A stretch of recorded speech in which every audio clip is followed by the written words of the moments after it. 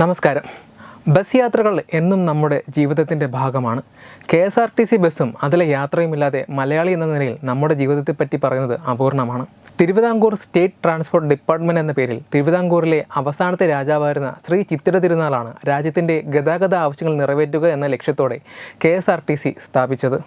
ഇന്ന് ആനവണ്ടിയിൽ യാത്ര ചെയ്യുമ്പോൾ ചിലപ്പോഴെങ്കിലും ലോകത്തിലെ ഏറ്റവും നീളമുള്ള ബസ് റൂട്ട് ഏതായിരിക്കുമെന്ന ചോദ്യം നമ്മുടെ മനസ്സിൽ ഉണ്ടായിരിക്കാം.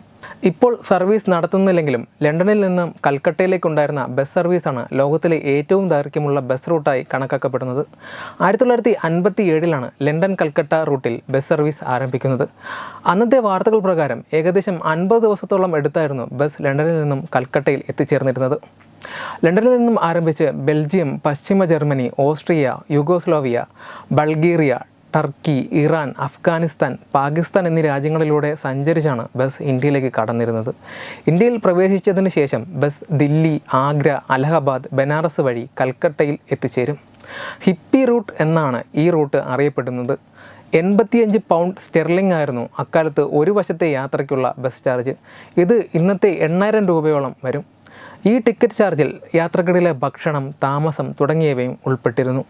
വായിക്കാനുള്ള സംവിധാനങ്ങൾ, ഓരോരുത്തർക്കും പ്രത്യേകം സ്ലീപ്പിംഗ് ബാഗുകൾ, പാട്ടുകൾ കേൾക്കാനുള്ള സംവിധാനം, ഫാനിൽ പ്രവർത്തിക്കുന്ന ഹീറ്ററുകൾ എന്നിങ്ങനെ അക്കാലത്ത് ആഡംബരം എന്ന് കണ്ടിരുന്ന പലതും ഈ യാത്രയിൽ യാത്രക്കാർക്കായി സജ്ജീകരിച്ചിരുന്നു. സാധാരണ ബസ് സർവീസ് എന്നതിലുപരി ഒരു ടൂർ പാക്കേജ് എന്ന രീതിയിലായിരുന്നു ഇതിൻ്റെ യാത്ര ക്രമീകരിച്ചിരുന്നത്. യാത്രക്കിടയിൽ ബസ് യാത്രികർക്ക് Salzburg, Vienna, Istanbul, Tehran, Kabul, Delhi എന്നീ നഗരങ്ങളിൽ ഷോപ്പിങ്ങിനായും ഗംഗാനദി തീരത്തെ ബനാറസ്, താജ്മഹൽ എന്നിവിടങ്ങളിൽ സന്ദർശനത്തിനായും സമയം അനുവദിച്ചിരുന്നു. ബസ്സിൽ മാത്രമല്ല, അന്ന് കാറിലും വാനിലും ക്യാമ്പറുകളിലുമൊക്കെ യൂറോപ്യന്മാർ ഇന്ത്യയിലേക്ക് വന്നിരുന്നു.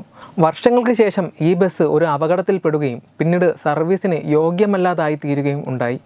പിന്നീട് ഈ ബസ് ആൻഡി സ്റ്റുവർട്ട് എന്ന ബ്രിട്ടീഷ് സഞ്ചാരി വാങ്ങുകയും ചെയ്തു. വാങ്ങിയ ശേഷം അദ്ദേഹം ബസ് ഗാരേജിൽ കയറ്റി ഒരു മൊബൈൽ ഹോമാക്കി പണിതുറക്കുകയും ചെയ്തതോടെ ബസ്സിൻ്റെ അടുത്ത പ്രയാണത്തിന് തുടക്കമായി. ഡബിൾ ഡെക്കറാക്കി പുതുക്കി പണിത ഈ ബസ്സിന് ആൽബർട്ട് എന്നായിരുന്നു പേര് നൽകിയിരുന്നത്. അങ്ങനെ 1968 ഒക്ടോബർ 8 സിഡ്നിയിൽ നിന്നും ഇന്ത്യ വഴി ലണ്ടനിലേക്ക് ഈ ബസ് യാത്ര നടത്തുകയും ചെയ്തു. 132ഓളം ദിവസങ്ങളെടുത്തായിരുന്നു ഈ ബസ് ലണ്ടനിൽ എത്തിച്ചേർന്നിരുന്നത്. ഇംഗ്ലണ്ടും ഓസ്ട്രേലിയയും കേന്ദ്രമാക്കി ആൽബർട്ട് ടൂർസ് എന്ന പേരിൽ കമ്പനി തുടങ്ങുകയും London Kolkata London, London Kolkata Sydney തുടങ്ങിയ റൂട്ടുകളിൽ സർവീസ് ആരംഭിക്കുകയും ചെയ്തു. ലണ്ടനിൽ നിന്നും പാകിസ്ഥാൻ വഴി ഇന്ത്യയിലെത്തുന്ന ബസ് കൽക്കട്ടയിൽ നിന്ന് ബർമ്മ, തായ്ലാൻഡ്, മലേഷ്യ വഴി സിംഗപ്പൂരിലും അവിടെ നിന്ന് ഓസ്ട്രേലിയയിലെ പെർത്തിലേക്ക് കപ്പൽ മാർഗം എത്തിച്ചേരുകയും ചെയ്തിരുന്നു. അവിടെ നിന്ന് റോഡ് മാർഗമാണ് സിഡ്നിയിലേക്ക് പോയിരുന്നത്. ഈ സർവീസിൽ ലണ്ടൻ മുതൽ കൽക്കട്ട വരെ 145 പൗണ്ട് ആയിരുന്നു ചാർജ്. മുൻപത്തേതുപോലെ തന്നെ ആധുനിക സൗകര്യങ്ങളൊക്കെ തന്നെയും ഈ സർവീസിലും ഉണ്ടായിരുന്നു. ഇറാനിലെ പ്രശ്നങ്ങളും പാകിസ്ഥാനും ഇന്ത്യയും തമ്മിലുള്ള സ്വരച്ചേർച്ചയും യാത്രകൾക്ക് വളരെ അപകട സാധ്യതകൾ വർദ്ധിച്ചതുമൊക്കെ ഇതുവഴിയുള്ള യാത്രയ്ക്ക് ഒരു തടസ്സമായി മാറിയതോടെ 1976 ഈ ബസ് സർവീസ് അവസാനിപ്പിക്കുകയായിരുന്നു.